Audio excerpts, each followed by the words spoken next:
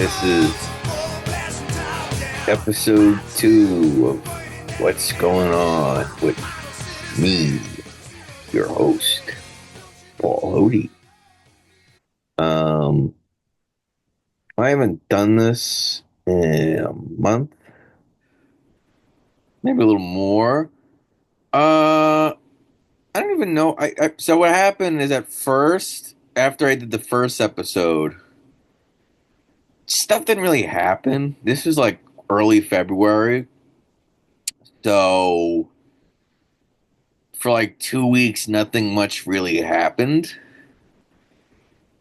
And it just, I'm not going to talk. Well, who got confirmed? Like Tulsi Gabb, which is interesting, but there just wasn't much to talk about. And then finally, at the end of February, it started to pick up again. I have like 12 topics I'll talk about for the next, I guess, hour. I mean, the first, again, this is now it's old news. I mean, that just shows you how just what's the word? Just quick pace. There's another word, I'm blanking on it, but I think you know what I mean. It's like how just so much something will happen a week ago. And there's a term I see it used by people, but I'm forgetting it. Well, the ADHD of the news cycle. So remember when Elon Musk had a 13th kid? Remember that with that woman Ashley Clare or Saint Clair? So that happened, and it introduced. Well, the big story so far is we're final. I mean, every movement after it attains victory, there's always splinters. I really, historically speaking, um, historically speaking, uh, how do I put this? Like I have to wonder if there was ever a moment. It's impossible. There can't have been a movement or a nation or a thing that won that didn't eventually splinter. That's just the way of history, you know? So that splintering is starting to happen. And that's going to be the main topic of this episode, probably. Um, with the Musks thing, again, it feels so, I don't know. It was more exciting to talk about like 3 weeks ago. But I think the reason that story hit off is, and this has been, it's come and gone as a topic in the news, quote unquote. And that topic is in my notes. I call it the amorality of parts of the new right specifically, like the new right, which itself is it consists of quite a few different factions. I guess you could say like three or four maybe, and one of them is tech libertarians. This was a topic of discussion at the end of the last year or 3 months ago with the H1 visas. Um, where it gets into that idea of, who can become an American and is it right for Elon Musk and friends to try and import foreign workers who are very talented and are more talented than Americans and that kind of thing. Um, and part of that amorality beyond just this idea of this sort of borderlessness achievement is the best thing ever is the lack of emphasis on family life. And people were criticizing Musk for again having uh he has like 13 kids with three different women and the immorality of that, which again as a social conservative I get and I agree with totally. Um it's like yeah that it's not new. I mean, look, I've been in my own personal life, which that's also been kind of why I probably haven't been doing this as much as it's been hell, which I may or may not get into later on. But yeah, the family matters. Like there's there's no neutrality with family. They're really, I'm sorry. I know people wish it wasn't so, but yeah, you have a mom and you have a dad, and they're together forever, and that's it. That's the ideal. If you don't do that, um, you're it's not like you're a bad person, but you are committing some, I mean, it's a sin. That's what the church calls it. You are, it's a moral failing. Elon Musk should have a wife and he should have kids with only her. And that's that. But I forget what the exact discourse was because it was 3 weeks ago. So I don't know. It's other stuff is like I have. That's one topic. I'll just mark that down as covered. I mean, it matters because my last comment I have on here is the way out of that is look, these people aren't superheroes. They're not my models for how to behave. They're people who do things I like, and they'll sometimes do things I don't like, and that's fine. I'm not, they I don't need them to be. I mean, Ben Shapiro makes this point a lot. I don't need these people to be my heroes. I already have my heroes. Okay, they're just people who do things I like, and that's it. So that's it. Well, topic. I mean, yeah, I guess I'll go in order because topic two. It's the COVID anniversary. Remember COVID? I do. So there's definitely something to talk about there with the fact that I do think, you know, uh, first of all, well, my own feelings on COVID, it's complicated. I could understand the need for, if it's a really bad virus, to shut everything down. I get that. I guess the problem was, especially in hindsight, COVID might not have been that virus, but I don't know. That's hindsight because at the time I guess I did believe the.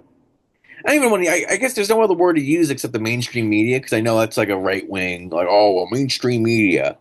But yeah, the narrative at the time was this is a very deadly virus and we got to do everything in our power to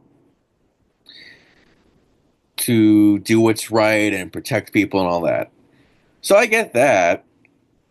Again, I don't know. In hindsight, it seems like I don't know. There's that Adam Carolla tweet from September 2020.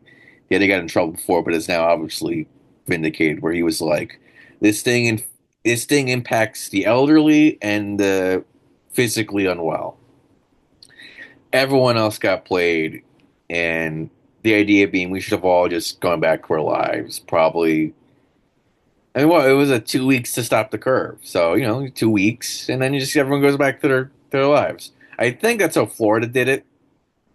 So, and then I know people on the left were like, "Oh, they called him Death Santis," which, funnily enough, that totally went away. I engage with those people. I read their stuff at least. I haven't seen that name in a long time, Death Santis. So that's interesting. Um, you would think they'd harp on that more because yeah, DeSantis, I think he did treat it. He did end everything after 2 months when it became clear that everything's basically fine. That's interesting. And yeah, there's some again. That was the discourse over the past 2 days or so. I think because when did they shut down? Oh, see, I do have PTSD from COVID. Like I get it, but there's just like there's that commercial. If you remember, if you think it was in New York City only, but oh man, I wonder if I could even play it. Um, it's this commercial with a specific type of music that's encouraging people to social distance. And every time I hear it, it's so lonely and isolating. It's bad. Um, what is it? COVID-19 social distancing. And like you see it on Comedy Central and let's see. Yeah, I can't. Oh man. Oh boy, Alone Together. That's what it was called. Alone Together. And I yeah, it right back to 5 years ago. That's a painful memory, because it's yeah, you just shut everything down and you just locked everyone up in their homes. Which again, it's the reason that matters is COVID was the dark side of left liberalism, which I guess I'll talk about another time. Yeah, COVID. Yeah, so left liberalism. I'll talk about that again maybe later in another show. Or I'm also starting to write articles on Substack, so I already have one published. It's like 500 words. It's about Harris. But yeah, COVID is like the darkest part of left liberalism. Like that's the dark side of it. Because the light side, and this is you know, oh my cat's here. Okay, well he could join. Hi, buddy. Oh, you so cute. Okay, so oh my cat. Okay, he wants attention. But so there is a good side to left liberalism. And there's good defenders of it. Ezra Klein is a great one. Ro Khanna of California is a really good one.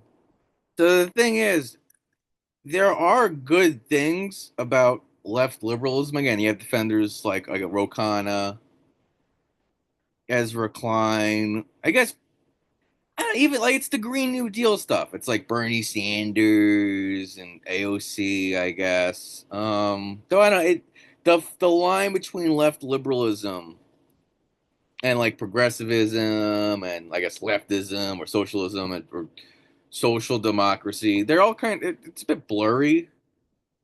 Which again I guess we could reflect on later. But the idea with left it's FDRism, I guess you could say, or LBJism, which just you fix the ism to someone's name and now it's a philosophy. But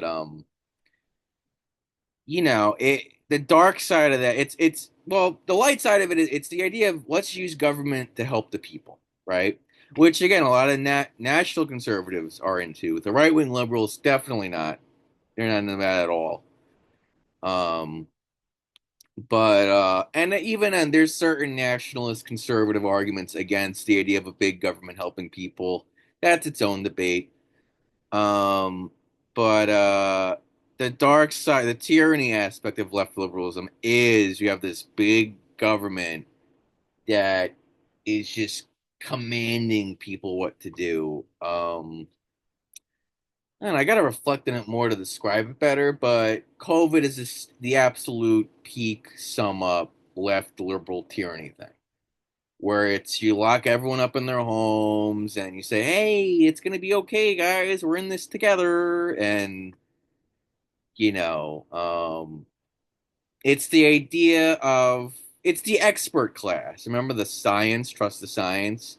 It's the idea that there is some objective way to rule that is grounded in again modern thinking and modern science, and using modern science and rationality you can kind of manage everyone's life often, or at least if it comes to it without their consent. uh I mean, the way Obama is a great example of this. My priest liked it when I gave this metaphor where it's basically I told him that what's it called, I'm just checking my notes really quick. He basically, I told him that the thing with Obama is he wants to drag us into the future, whether we like it or not, and that's left liberalism.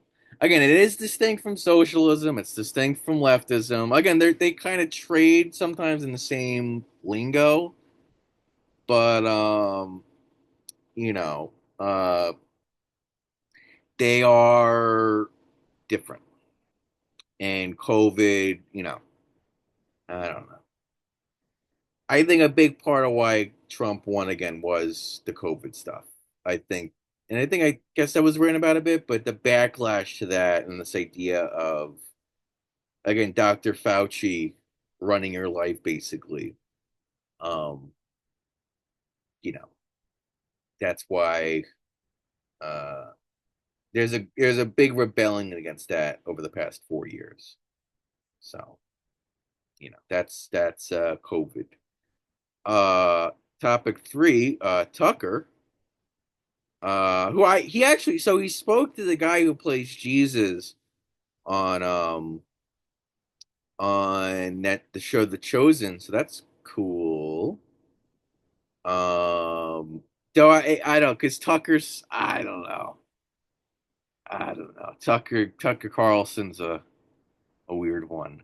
I don't know. I think he could be credibly accused of not being a moral person, maybe. I don't know. But I'm sure he'd hate me for saying that. He was in Qatar. Um and I don't know. He he does it's funny because he again it's been pointed out about how some of the rhetoric of like the nationalist right will mirror that of the left or leftism or you know um or yeah leftism I guess and specifically in the way it's you're questioning the idea of America being a good place, or sometimes more specifically the idea of the American empire being a good thing. That's what you'll see sometimes in the nationalist right, and Tucker Carlson does it as well. I don't know. I mean, that's a thing. Maybe he's right at least a little bit. Uh, I'm going on his YouTube channel right now just to see because I think that was a week or two ago. Uh, Apparently, Stephen A. Smith has some major issues with Tucker Carlson, so that's interesting.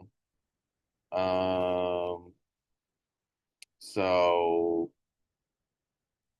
let me go. Where is it? Here we go.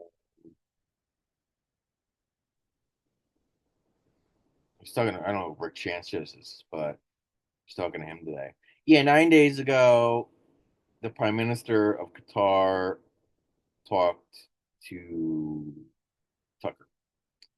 So, and let's see, what do they talk about? Let me click on the see what they talk.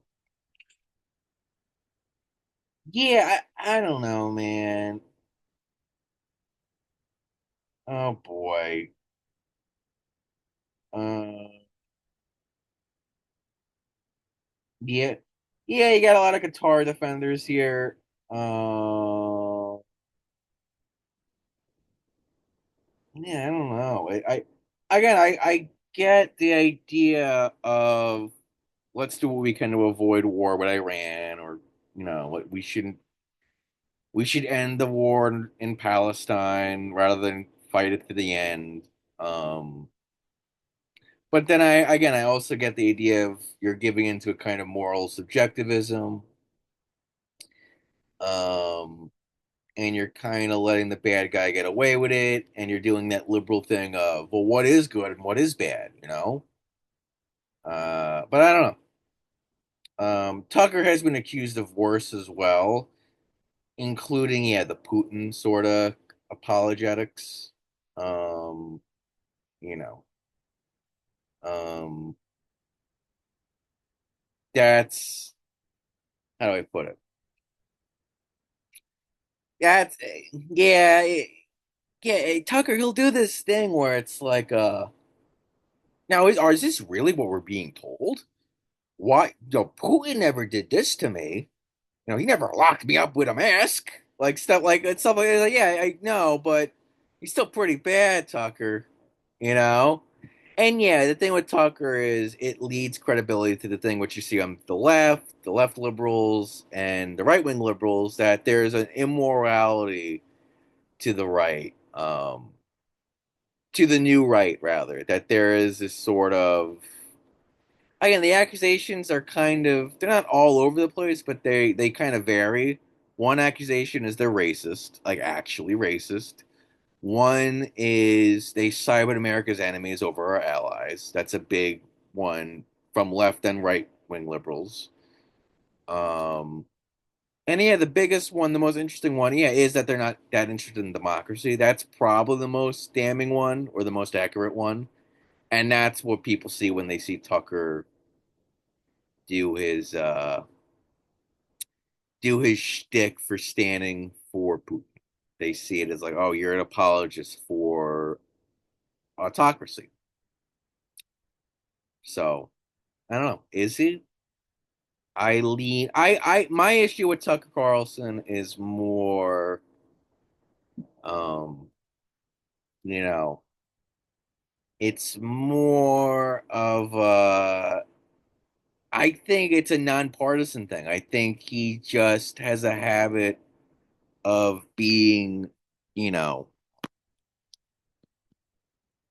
like really mean to people, really nasty to his political opponents in a way where he doesn't have to be. Um, just the tone he takes, like I would not, you wouldn't get the sense that he's a Christian. Let's put it that way. He's pretty non-Christ-like. And I get it. Everyone needs Jesus. Everyone needs to be like Christ, but I don't know if he even tries to act more like Christ, you know? I don't know. Very interesting guy. I've been working on it for 4 years now. A sort of either a play or a movie about Tucker, analyzing his character. So, you know, uh, the jury is still out on him, and he's a very complicated, complex character that's very worthy of analysis. So that's Tucker. I myself, I it's tough. I because I am aligned with parts of Tucker's worldview for sure. You know, and I'm definitely aligned with the nationalist right or the new right. And I've been made aware there's a I've become friends with two right-wing liberals, and one of them especially like does not like the new right like at all. And so it's been interesting talking to him. And the thing with the like, yeah, right-wing liberals is what he is. And again, it's kind of died down a little bit, but after that Zelensky blow up, I think what 2 weeks ago at this point, the divide became really stark for like a week between right-wing liberals and nationalist conservatives. And my own allegiance, it is to the nationalist right. The reasons being, off the top of my head, um, there is it we hmm, we have a country, right? We live in a country, and the idea is as part of being a citizen of the country, there are things that a nation owes to its citizens. That bothers the shit out of the right-wing liberals because their whole worldview is, well, no one owes you anything. Go out and work for it. You know, like, okay, man, that's fine, I guess. But then what's the point of a nation? I guess they'd say, well, it's necessary for order, but beyond that, you shouldn't expect the nation, your country to help you. Okay. And that's the funny thing with right-wing liberals. I don't know. I said this is one of them, the one I talked to the most, and he was like, so I told him, it sounds like your platform is just not appealing. And he was like, yeah, there's a lot of idiots. Like he quoted, I think it was a French guy from the 19th century. There are too many idiots, I feel. They always win. And it's like, sure, but I I don't know. It's just funny, like to be, and it's like a right wing equivalent of George Carlin, who himself was also a liberal. Like he was, I mean, he wasn't a leftist because he didn't like collectivist thought. So, and there's a right wing version of that too, and it's just funny to be like, well, I'm the smart one, and all these people are fucking morons. Uh, I don't know. It's just weird. Again, because you're admitting your platform's not popular and it can't win elections, especially at this point. Like it could, it won. right wing liberalism, it does well when things are going well. And look, I'm in the shit right now for it. Okay. Like, if the economy is doing amazing and the culture is mostly fine, you can just go on a bus, move to like LA or San Diego or God knows where, and then get a job in an apartment like that, and you'll be fine. That's because when you don't need anything, well, when the society's functioning, you can do that when there's some structure there. But we got rid of that, or it's eroded away. So yeah, now you can't. You just end up homeless. Um, so I think that's their great misunderstanding. They just have never lived in a country without abundance. And again, to their credit, the left wing liberals, they want to create abundance. So that's good, and that's why I prefer them to the right wing liberals who are just like their version of abundance is a really high GDP and no social support. At least the left wing liberals, they do believe in some social support. Often not enough, I think, because they just don't believe in the concept of family or church or community. But it's an improvement over again the right wing liberal go figure everything else out for yourself thing. We're not helping you. Like, okay, great. I mean, again, good luck with that, with winning elections with that, because more and more people are just don't believe that shit anymore. So that's why I'm a nationalist right guy. Um, Now, again, the criticism, another salient criticism of the right, again, like I said before, is it's the racist thing and the authoritarian thing. That's real, and again, I have it in my notes. It's something worth talking about because, and I think someone I was talking to did mention it. Either I was talking to them or I retweeted something on Twitter. The meanness of the right wing the past 10 years, specifically again against the gay people or the queer people or the trans people or whatever, that yeah, that might have been a little bit of a mistake because you incentivized meanness. So, you kind of made it so it's cool to be a little cruel to people. And now it's kind of biting you in the ass because now you do have a lot of fucking Nazis and racists on Twitter. And look, the right wing liberals have been calling them out. And that's great. So is the left wing liberals, and some of the nationalist conservatives have been good with going like JD Vance called Nick Fuentes a loser, and it's like, yeah, I mean he's not a good guy. So that's good. It's just I don't know if like the Ben Shapiro's, and again I love Michael Knowles, I love all the Daily Wire guys, but I don't know if I don't know, they're good guys, so they would be listening, they would be willing to hear me out, I think.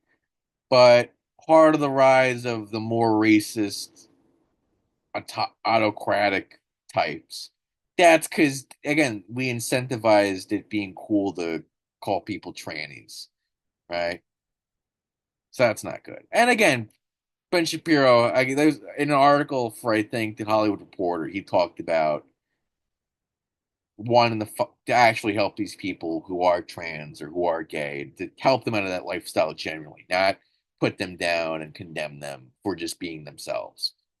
So that's good.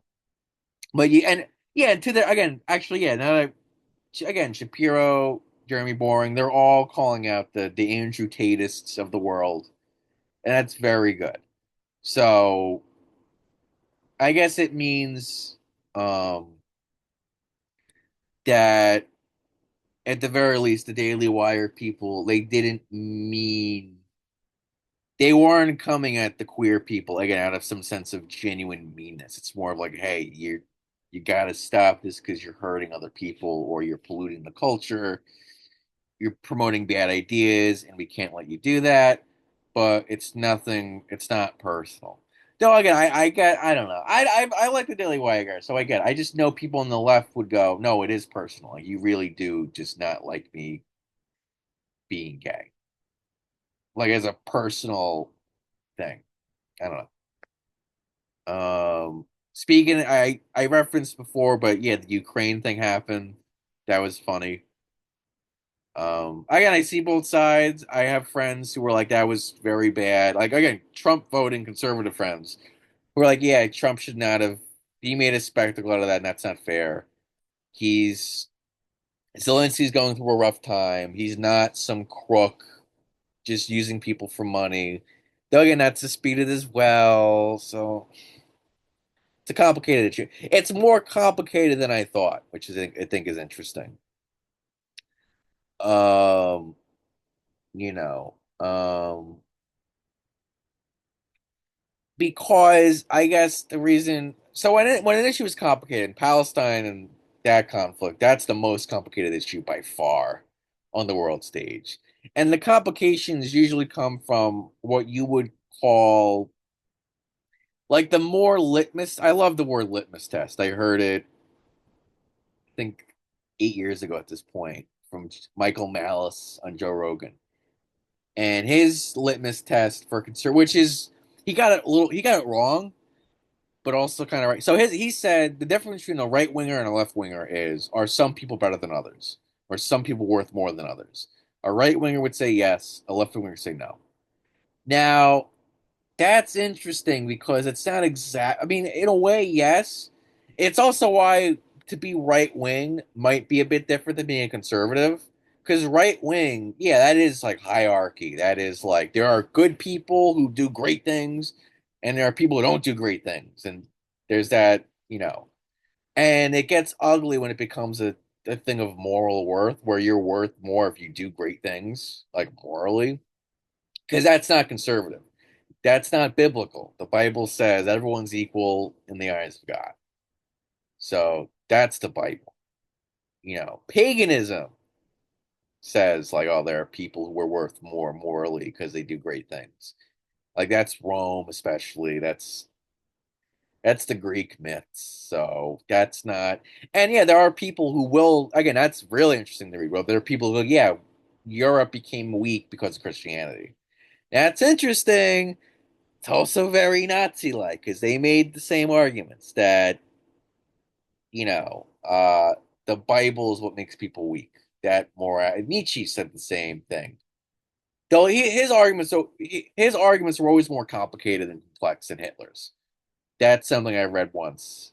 That like you can't totally blame Hitler on Nietzsche. Uh, but I digress. Um, I don't know. So the litmus test. So an issue gets more complicated the more litmus tests there are. So at Palestine, one litmus test. Did Israel steal the land or not in the early part of the 20th century? If you say yes, you're going to be on the pro Palestine side. If you say no, you'll be pro Israel. So it's stuff like that. So the Ukraine war, the litmus test is did NATO and America break its deal to not put NATO on Russia's borders? That's probably the biggest litmus test. Another one would be, yeah, do you think Zelensky is corrupt or not? If you think he is, you're not going to really care if he has to make a deal with Putin. If you do think he's a good guy and he's fighting for a good cause, you're not going to want him to see concessions to Putin. So as it is now, I don't even know where the issue is. Again, because of my personal life, I've kind of been a little out of politics the past 2 days. Um, you know, let's see. I just Googled Ukraine. Yeah, so they're still trying to find a deal. EU says, I mean, this is from Al Jazeera. EU says Moscow's not interested in peace. Um, So yeah, I mean, so New York Times says U.S. to withdraw from group investigating responsibility for Ukraine invasion. Yeah, just kind of a stalemate. Yeah, they're gonna talk. So the Guardian says Putin and Trump will talk tomorrow. Uh, so let's see. Reuters says, let's see. Yeah, so again, it's going to be territory concessions, which again, a lot of right wing liberals will go, no, no, you're giving in to the dictator. You can't do that. And look, some of them have been honest and have said, look, we should get involved with Russia militarily and fight them because they're good. No, they're evil and we're good. And I actually do respect that worldview. I really do. I get it. I don't agree with it, but I respect it because, again, I do like the appeal to moral objectivity. I just, I don't know. Because the problem with nationalism is it does a good accusation against it is it does sort of you're beholden to moral subjectivism. So it's not what's good and evil, it's what's good and evil for me in the country. And that's again, Vance got into it with the order of charity thing. So that's its own discussion. So I don't know. Because then the nationalist conservatives will go, well, that's a globalist view. Is like you're not taking care of your own citizens, but you're taking care of Ukraine. Like that's not right. Because your duty is to your own people, not to Ukraine. And that's where the right wing liberals will go. Like you'll go, like look at what happened to the working class in this country. Look at how they've been abandoned. And the right wing liberals will go, no, they abandoned themselves. They just didn't work hard enough. They all got addicted to drugs. That's their fault. And it's like, okay. I mean, I get the idea. I get the idea of like you should have individual agency and virtue. But and look, this is where I'm a Catholic, where it's like we do understand. Like apparently that's what attracted Vance to Catholicism is there was a sense of yeah, individual agency matters, but there's also a social element at play where people will get influenced by bad ideas and act on them. So where the conditions around you they matter. Whereas I know Protestants say, no, it doesn't matter. All that matters is your relationship with Jesus and you being a good person, individually. And it's like again, I get that, but I don't know. That's why again, I get both sides. I have my own persuasion. I'm with the conservatives, the nationalists in this one. Again, because I am working class, especially at this point, I do you most half of my mother's friends are dead. Let's put it that way. That she grew up with, they're dead. They're gone. They died from drug addiction. Okay. So I fully understand what it looks like when a country abandons its own people for empire building and you know making that GDP rise. I know that exactly. I know that world. I live in that world, okay? And conversely, I'm not I'm a little sympathetic, but only so much when you have those people go, "No, it's they're not working hard enough. Why did you do drugs, huh?" Again, you can believe that. That's fine. I don't. So that's the Ukraine thing. One of my friends, again, Justin, he knows about the program. Um, he's been doomering the past 3 weeks. His view is that the reason he's doomering or doomerism, and I don't know, one of those words. So he he's the reason he's filled with a bit of doom is he believes Trump won purely because of the economy. The social issues didn't matter. Uh, the border, I guess, mattered a little bit, but the big reason was the economy sucked and people wanted something different. And that's I've seen that from a lot of people, especially more on the left, kind of. And he feels if the economy sucks, then the Democrats will win in 2026 to 2028. And it might not even matter if they are radical socialists or radical social progressives. They'll win anyway because, again, super simple. Economy sucks. I'm with the other guy. Maybe. Again, I kind of think the culture matters more. Maybe not more, but I would say more, but I think it's got to matter at least as much. Or maybe just a little, it matters maybe a little bit less, but it matters for sure. I actually, so I saw something.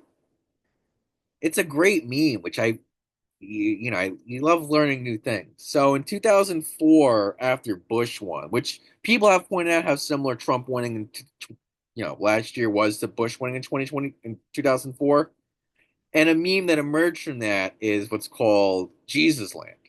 Now, Jesus Land is all the states that went to Republicans, which is basically everyone except the coasts and parts of the North, kind of. And so the meme is there's Jesus Land, and then there's the United States of Canada. And the United States of Canada is like the Sam Harris, Green Day, Hollywood music types who they don't believe in Jesus. They don't like America that much. They think it kind of sucks. It's the George Carlinites. And that matters. You know, you and I actually do like AOC. I like I like the squad a little. AOC I like especially, I guess, because she's from New York. But the squad in general, I don't mind too much, believe it or not. But they are absolutely social progressives, and they don't like America that much. They they don't like traditional values that much. Um, and I think that matters. I think that matters. If your platform is inherently anti-American, people won't vote for you. That's why if they drop all that stuff and just run on socialism and that's it, that'll be very interesting. But I don't. I've talked to, I forget if I even talked about this on the last show, but again, I've talked to these people. They're not giving that up. They are full blown agnostic atheists who don't like Jesus. They don't like America that much. They're not giving it up. That's who they are. They're not gonna change that view. So you're not going to get like a Ted Kennedy or a Bill Clinton 1992 guy. I don't think they have it in them. I, Obama did his work, and now your choices are either, again, like the Jon Stewart types or the AOC types. You're just getting different varieties of liberals or left wing liberals who just don't really believe in America that much. They don't really like family that much. It's an individual choice. Um, you know, I meant to say this earlier. I mean, I kind of got interrupted a few times. So, but you know, um, the thing with COVID, like I said, the Sam Harris types. The thing with COVID, that was like a test run for putting everyone into the Matrix. It's kind of a joke, but I'm kind of serious. Like one of my good friends, total atheist and totally down for the Matrix, totally down for uploading his fucking mind into a computer. And COVID was a test run for that. It's a great term for it. You could call it the abolition of man, where the world is run by AI robots now, and we all just live in a computer, and there's nothing physical anymore. We're all just in the Matrix.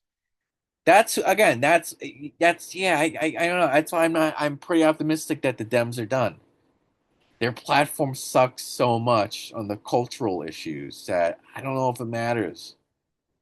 Again, unless again they run full on FDR, then that'll be interesting. They might win, but I don't know. I don't know how many conservatives will ignore the whole Sam Harris, uh, Osama bin Laden adjacent parts of the left to vote for AOC. I I don't know. I'll be if I'm wrong, I'm wrong. But that's why I don't get the doomerism. So, um, because I have it in my notes that hopefully someone will emerge that is more moderate.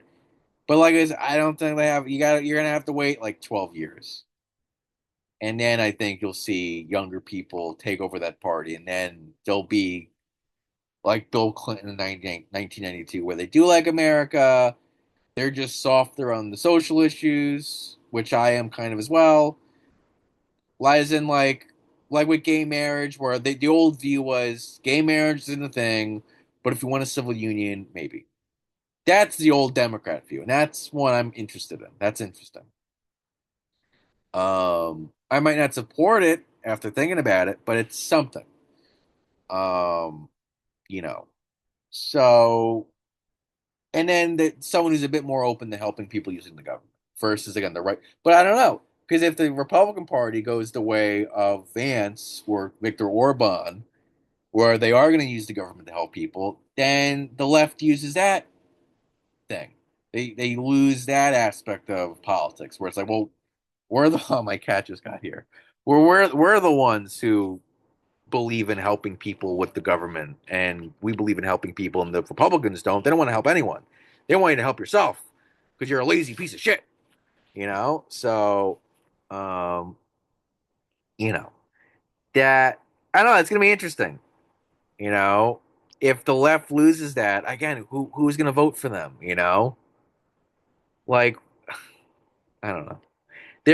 They apparently have a seven approval rating, or at least their approval rating of high approvals at 7%. Like there's people, I'd be curious to see how many people somewhat approve of the party, but the people who highly approve of the party, that's apparently at 7% now. So it's what happens. They're in a hole. We'll see what happens. All right, so there's a few more, like four more topics that I want to get to. First of all, I haven't eaten breakfast yet. It's 1:52 p.m. Staten Island time, New York City. So after this, I'll eat breakfast, and then I have a lot of how do I put it?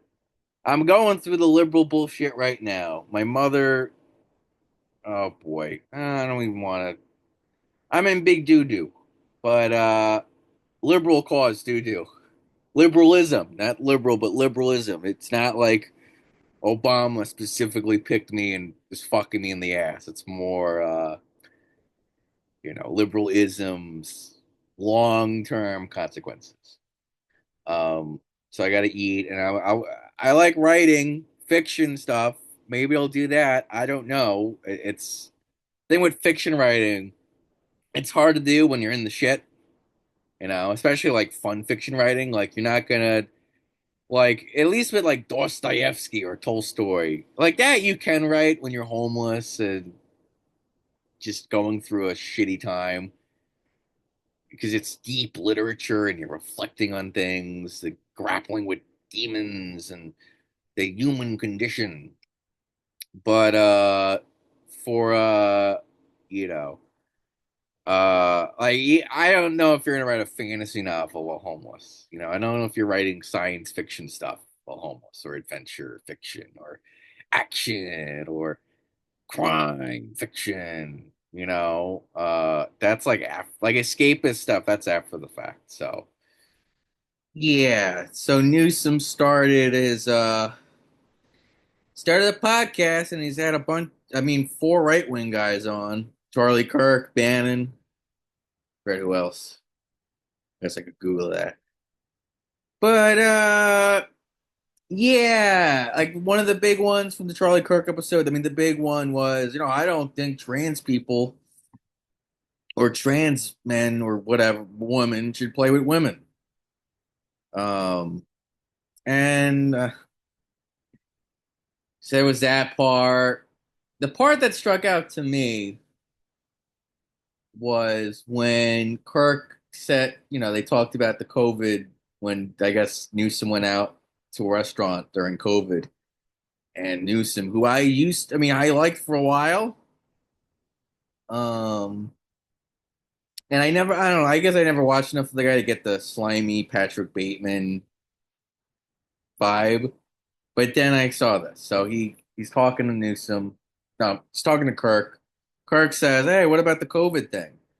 And Newsom goes, "Stupid mistake. I'm working on it, working on myself. Let's move on." And I'm like, oh God. Like he lost me for two reasons. One, that's a you could I don't know, I don't know why he would say it because I guess he's smart, but not that smart because that's a terrible answer. Because you could tell it's slimy. You could tell I don't know. It's weird. I don't know. Because what he should have said is, yeah, I think the COVID lockdowns are a mistake. I think what I did wasn't wrong, and I'm sorry that I put, my state through that. Um, that's the real answer. And if he gave that, that would have been great.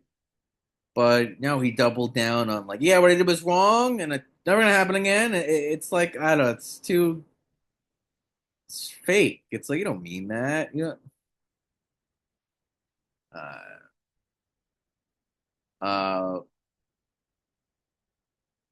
I don't. It's so hard to put in the words, but it's like I guess the word is there's a great word. So apparently, smarmy. I always associate smarmy what that word means. It's like an I'm better than you vibe. Like, yeah, yeah, I'm better than you. But apparently it more means uh ingratiating and wheedling in a way that's perceived as sincere or excessive. Um so yeah, it's connected to smug. Yeah, so smug is more the term. I guess they kind of get I don't know. They kind of get conflated. Swarmy is more flattering to a degree where it's like, "Oh, you look very good today." Yeah, and you can tell it's fake because he wants something out of you. That's usually what smarmy means, and that's the vibe that Newsom gave. It's like you don't believe that, and I know it, and I don't know if he knows that we know it. Maybe he does. I don't know. Ian Bremmer, who is like another left liberal, but maybe he's a bit of a center. He's a foreign policy guy, I think. Or he's a political scientist, rather. Again, a big part of um, yeah, it's like a political scientist, author, entrepreneur focused on global political risk, which is it's very centristy vibes, very uh technocracy defender. Um, yeah, not I don't know, not really a fan. Uh, apparently he came up accidentally with America First. Oops. Yeah, I'm just reading his stuff. Yeah, I mean, just what's he wrote an article called Technopolarity.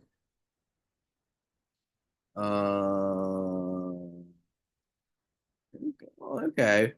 Yeah, I mean, he's just again clearly a very smart guy. I know him because my former best friend from high school, who it's a long story, who I haven't spoken to, who hasn't spoken to me in a decade. I don't know. He has a LinkedIn and he retweeted one of his things or re-LinkedIned or he liked it on LinkedIn. So, okay. Um, yeah, just again, total technocrat. But he also said, I think something about the trans women in sports thing. I think I wrote this note like a week ago, so I guess I could check Twitter to see what he posted. Let's go to Ian Bremmer. Ian Bremmer. Ian Bremmer. Uh, I think it was a trans thing, and because it's an easy issue to give up on in a way, except a lot of the base of the DNC really believes that it's men and women are kind of interchangeable, so it doesn't really matter. And it's like the argument is usually if you're a trans woman and playing sports, you've already been monitored for like a year or two, and your hormones are already this like you're as much of a woman as the actual woman who are playing something like that. Uh, it ignores the biological differences that you just can't change. Let's see. Oh, he posts a lot. Okay, well, I mean, I don't know. I might have to part time tracking down what he posted then. Uh, let's So, well, whatever. He posted something that the liberals didn't like, or the liberals left. So, Jonathan Majors admitted he did the bad thing. Okay, that's a different story. I just okay. Uh, so anyway, I guess Mike, yeah, just back to something from the beginning of the show. Thing with left-wing liberalism. Yeah, this is kind of a good closer. At least, yeah, kind of a. This should be pretty good. I distrust left-wing liberalism, the LBJ, FDR kind, because it feels like it atomizes people, and you kind of. I think I might write a Substack article about this. I might have spoken about it before. You kind of it trains the population to not look to one another for help. It trains them to just go, oh, go to the government for that. So you don't need families as much anymore. You don't need the church as much. You don't need local governance as much. It kind of it atomizes everything, and now localities don't matter. And then, well, I mean, unfortunately, I have to use my personal experience with this. Is it's how you end up where all my mother's friends who aren't drug addicts or dead, they all live like one lives in Florida, one lives in Pennsylvania. Her mother lives 90 minutes away in New Jersey. It's you reduce the importance of community and local community to the point where when shit goes south, you're relying on a government that might not be there for you because government just might not be meant for that. Like that's where I align probably with the right wing liberals, where we've been asking government for almost 100 years now to do things it's not even meant to do. Maybe I don't know.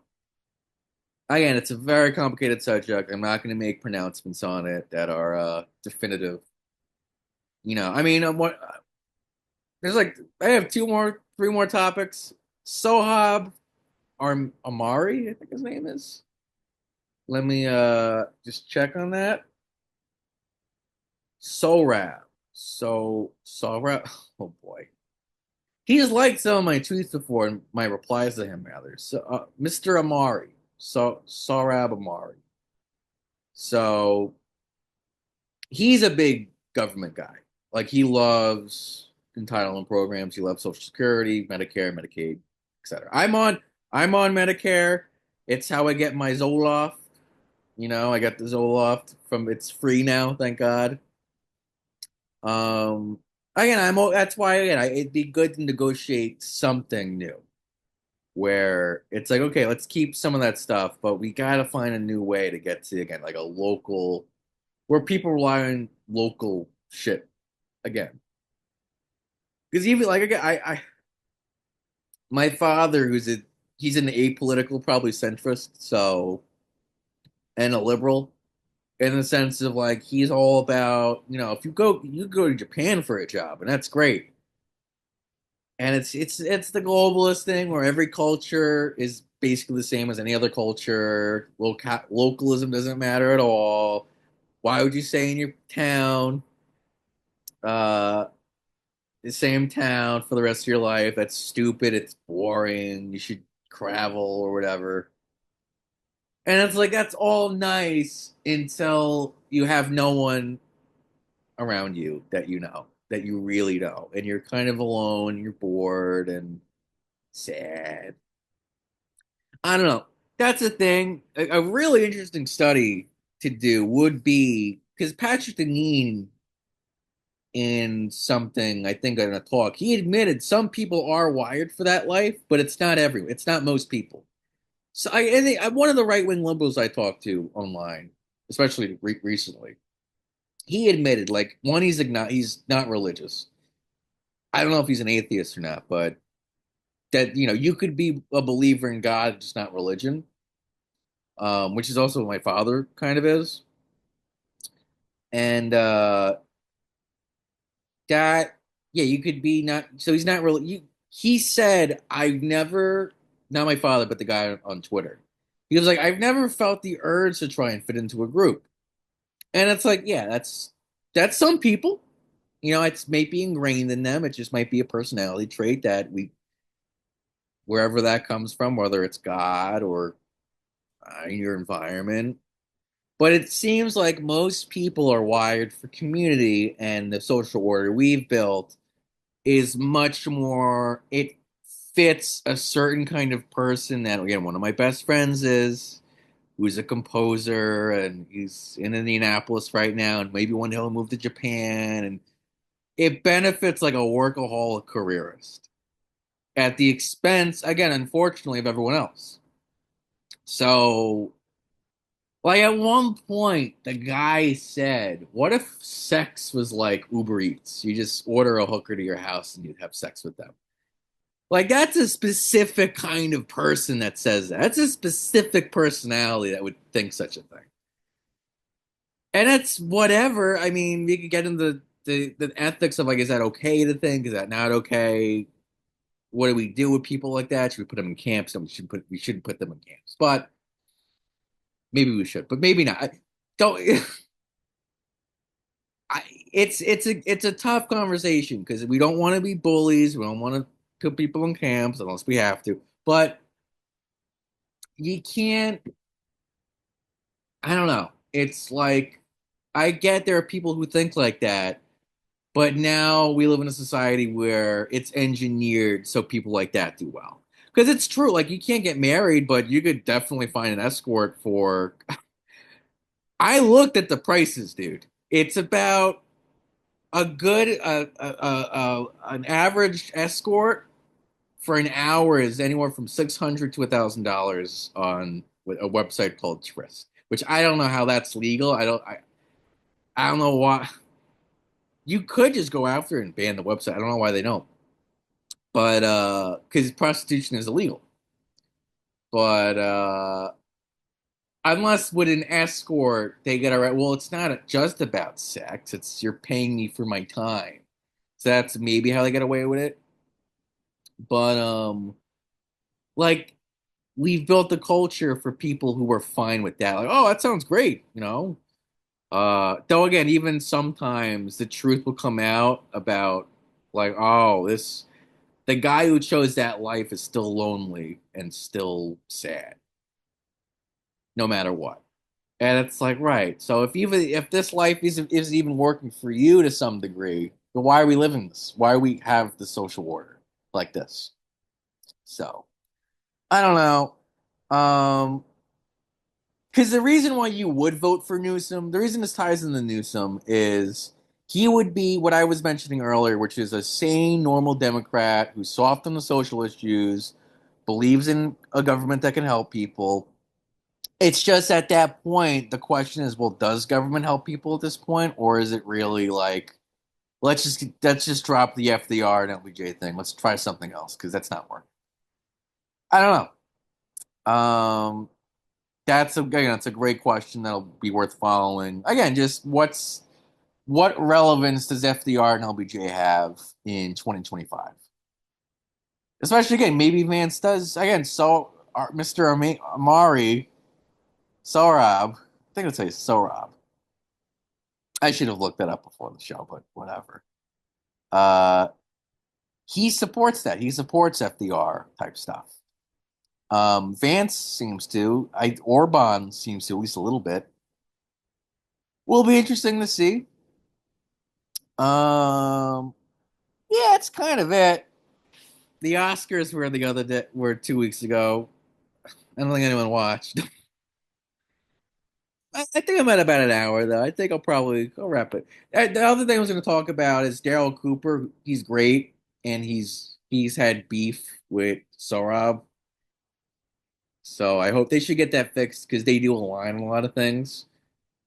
They both believe in that idea of like, oh, if you're born in the country, that country does have some sort of obligation to help you. So they should squash the beef. Maybe I'll talk about Daryl next time and his accusations of, oh, he's a Nazi or whatever. That's it. That's all I got for the day. Thanks for tuning in. I'll see you when I get back. I'll see how the news cycle goes. If stuff happens, I'll do a show. If not, and again, because of my life circumstances, I I might have to do the show outside. I'm on the verge of homelessness right now, but If I could find a quiet place outside somewhere, I could record on my phone and upload it to my computer and go from there. I'm using Zoom for these and just taking the audio and just, you know, putting in an iMovie and just going from there. We'll see. But that would delay the show a little bit. We'll see what happens. Thanks for tuning in. Have a good day or night or evening, wherever you are. And hope to see you next time. Bye-bye. What's that sound?